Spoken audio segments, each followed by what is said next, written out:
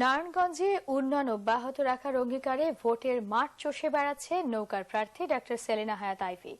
এদিকে বিএনপির প্রার্থী অ্যাডভোকেট শাখাওয়াত হোসেন খান বলছেন সন্ত্রাস মাদকমুক্ত নগরী গড়ার কথা।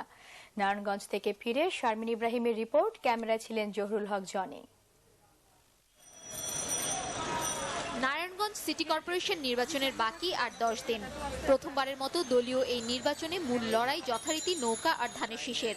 জোর প্রচারণা চালালেও এখন পর্যন্ত নির্বাচনী ইশতেহার ঘোষণা করেননি কোনো প্রার্থী। তবে পাল্টাপাল্টি অভিযোগে পিছিয়ে নেই কেউ।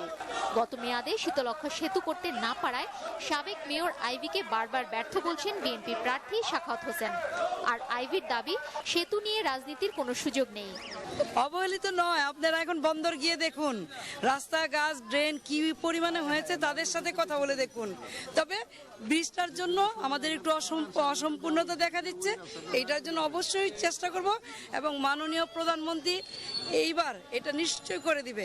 আর একটা কথা বলতে চাচ্ছি, যিনি বলতে চাচ্ছে যে ব্রিজ করে দিবে, ব্রিজ কিভাবে করে দিবে? যদি উন্নয়নের এই ধারাবাহিকতা রাখতে হলে আইভীকেই প্রয়োজন আছে। প্রচারণায় আইভীর সাথে দলীয় নেতাদের দেখা না মিললেও শাখাওয়াতের পাশে প্রতিদিনই থাকছেন দলের কেউ না কেউ। প্রচারণার সময় তিনি জানান, সন্ত্রাস নয়, মূলত একটি পরিবারের বিরুদ্ধে সোচ্চার ছিলেন আইভী। আমি দলমত নির্বিশেষে নারায়ণগঞ্জের মানুষের ঐক্য গড়ে তুলব, যাতে নারায়ণগঞ্জে কোনো সন্ত্রাস না থাকে। আর ওনার সন্ত্রাস বিরোধী অবস্থানের কথা বলেন, সেটা হলো উনি শুধু একটি পরিবারের বিরুদ্ধে কথা বলেছে, কোনো সন্ত্রাসের বিরুদ্ধে কথা বলেন নাই।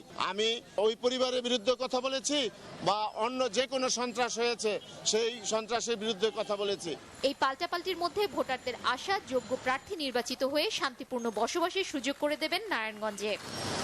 জমে উঠেছে নারায়ণগঞ্জের ভোটের মাঠ। মূল প্রতিদ্বন্দ্বীদের একজন পরীক্ষিত, আরেকজন চান সুযোগ।